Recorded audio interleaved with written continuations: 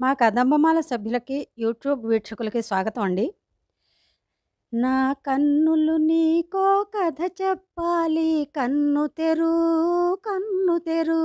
నా కన్నె మనసులో అమృతముంది, చవి చూడు, చవి చూడు. నా మనసుకు వేరే పనులున్నాయి, నన్ను విడు, నన్ను విడు. ప్రేమించేందుకు తీరిక లేదు, చెయ్యి విడు, చెయ్యి విడు. సరే, ఇది ప్రేయసి ప్రియులు పాడుకున్న పాట. కానీ ఇందులో కథ అని వచ్చింది కాబట్టి పాడానండి. అంటే పాత పాటలు గుర్తు చేయాలి గదా! గుర్తు చేసుకోవాలి గదా! అందుకోసం. ఇప్పుడు మనం ప్రతి ఆదివారం చెప్పుకునే కథల్లో భాగంగా ఈరోజు ఈ కథలోకి వెడదాం. మంగమ్మ గుండెలు దడదడలాడుతున్నాయి. మొగుడికి ఏం సమాధానం చెప్పాలో అర్థం కావట్లేదు. అలాగని ఇంక దాచిపెట్టడం కుదరదు కదా! ఇవాళ కాకపోతే రేపు విషయమైతే రాజయ్యకు తెలియాల్సి ఉంది కదా! బిడ్డల భవిష్యత్తు కోసం ఇవాళ తాడో పేడో తేల్చుకోవాలని, సమయం అయితే వచ్చిందని అర్థం అయిపోయింది మంగమ్మకి. ఈ విషయం తనే చెప్పాలని అనుకుంది. కానీ తన వల్ల కాలేదు. మంగమ్మకి 3 పిల్లలు. పెద్దదానికి 10 ఏళ్ళు, రెండోవాడికి 8, చిన్నదానికి 5 ఏళ్ళు. చిన్నది తప్ప మొగుడితో పాటు అంతా కలిసి ఆ ఉన్న కొంచెం పొలంలో కష్టం చేసుకుంటే రోజు గడుస్తుంది. వాళ్లకున్న స్తోమతకి బయట మనిషిని పెట్టి చేయించుకునే వీలు లేదు. కానీ మంగమ్మకి పిల్లల్ని ఎలా అయినా చదివించాలని, వాళ్ళని నిలబెట్టాలని కోరిక. కానీ రాజయ్యకు అది ఇష్టం లేదు. ఉద్యోగాలు చేసి వేరే ఎవరికో ఊడిగం చేయక్కర్లేదు. అలా సంపాదించి వెనకేసే 4 రాళ్ల కంటే సొంత పొలంలో కష్టం చేసుకుని గంజి తాగడం మంచిదని రాజయ్య అభిప్రాయం. పొలం పనులు లేనప్పుడో, ఇంకేదో అయినప్పుడో వానాకాలం చదువులుగా అప్పుడప్పుడు బడికి వెళ్ళడమే తప్ప ఇంతవరకు ఆ 2 పిల్లలు బడికి తిన్నగా వెళ్ళిందే లేదు.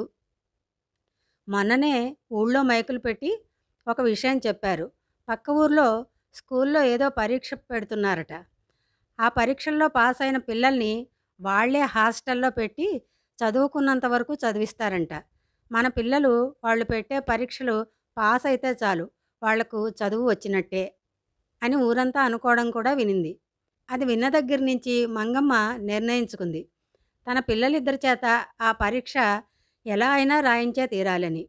ఊర్లో ఉంటే వాళ్ళ నాన్న ముందు ఈ పిల్లల చదువులు సాగవని కూడా ఆమెకు తెలుసు. కనీసం బయట హాస్టల్లో ఉంటే పిల్లలు చక్కగా చదువుకుంటారు అని ఆలోచన. అందుకని ఇవాళ పొద్దున్న పిల్లల్ని తీసుకెళ్ళి ఆ పరీక్ష రాపించేసి వచ్చింది. కానీ ఆ రాజయ్యకు ఈ విషయం చెప్పలేదు. వేరే వాళ్ళెవరో చెప్తే రాజయ్యకు తెలిసింది. ఈ విషయం తెలియగానే రాజయ్యకు ఎంత కోపం వచ్చి ఉంటుందో ఊహించుకోగలదు. అందుకే ఇప్పుడు ఏం జరుగుతుందో అని గుండెలు అరచేతుల్లో పెట్టుకుని బిక్కుబిక్కుమంటూ రాజయ్య కోసం ఎదురుచూస్తోంది. వచ్చి రావడంతోనే కనీసం మంగమ్మ చెప్తున్న మాట కూడా వినకుండా పిల్లల్ని గొడ్డుల్ని బాదినట్టు బాదుతూ, ఇప్పుడు ఈ చదువులు చదివి మీరు ఏ దేశాలు ఉద్ధరించాలి? చదువులు చట్టుబండలు అని ఊళ్ళు తిరగడం మొదలు పెడితే ఉన్న పొలం కూడా అప్పులకి అమ్ముకుని వేరే వాళ్ళ పొలంలో కూలి పని చేయాల్సి వస్తుంది అంటూ కొట్టాడు. అడ్డం వెళ్ళిన మంగమ్మని ఒక్క తోపుతో తొయ్యడంతో గోడ కొట్టుకుని కింద పడిపోయింది. అయినా పట్టించుకోకుండా ఆవేశంలో పిల్లల్ని మళ్ళీ కొట్టి ఇంట్లో నుంచి బయటకు వెళ్ళిపోయాడు రాజయ్య. ఆ రోజు నుంచి ఇంట్లో రూపాయి కూడా ఇవ్వడం మానేశాడు. అన్నం లేదు, కూర లేదు. వచ్చిన డబ్బులు ఏమైనా ఉంటే తాగడం, ఇంటికి రావడం, పడుకోవడం అంతే. కనీసం పిల్లలు ఎలా ఉన్నారో కూడా పట్టించుకోలేదు. మంగమ్మే ఉన్న 4 నూకలు కాస్త గంజి చేసి పిల్లలకి 2 పూటలా పోస్తోంది. ఇంతలో పక్కింటి నరసమ్మ వచ్చింది. మంగమ్మ, నా మాట విను. రాజయ్య మాట వినడు. అయినా మనం ఏమన్నా షావుకార్లమా? పిల్లలు చదివి ఉద్యోగాలు చేయడానికి? రేపు ఆ పరీక్ష ఫలితాలు వస్తాయంట. నువ్వు మళ్ళీ గొడవలు పెట్టుకోకు. రేపటి నుంచి పిల్లల్ని తీసుకొని పొలంలో పనికి పో. మీరు చక్కగా ఉంటారు. అందరూ కలిసి కలో గంజో తాగి ప్రశాంతంగా బతకొచ్చు అంది. ఆ మాటకి చాలా కోపం వచ్చింది మంగమ్మకి. లేదు నర్సక్క, నేను పిల్లల్ని అలా చేయలేను. నా పిల్లలు గౌరవంగా బతకాలి. అందుకు నేను ఏమైనా చేస్తాను అంటూ పిల్లల్ని తీసుకుని ఇంట్లోకి వచ్చేసింది. మరుసటి రోజు ఫలితాలు రానే వచ్చాయి. మంగమ్మ అనుకున్నట్టుగానే పిల్లలిద్దరూ అందులో పాస్ అయ్యారు.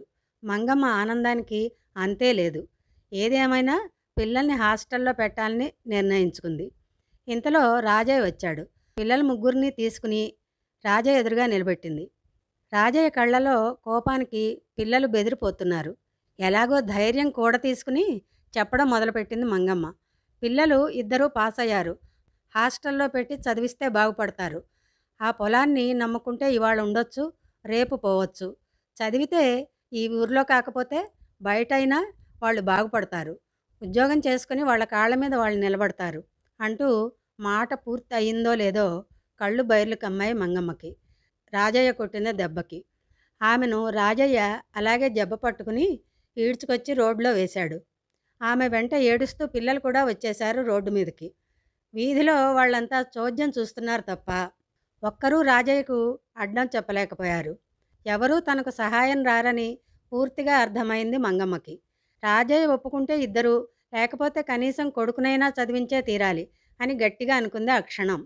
అనుకున్నదే తడవుగా ఇద్దరు ఆడపిల్లలు తీసుకొని రాజయ్య ముందుకెళ్ళి, ఇదిగో నీ ఇద్దరు ఆడపిల్లలు, మనం నలుగురం వెళ్ళి అదే పొలంలో పనిచేద్దాం.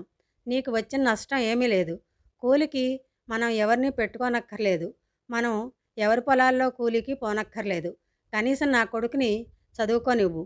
మన ఇంట్లో ఒక్కడైనా చదువుకుంటే భవిష్యత్తులో మన కుటుంబానికి తోడుగా ఉంటాడు అంది.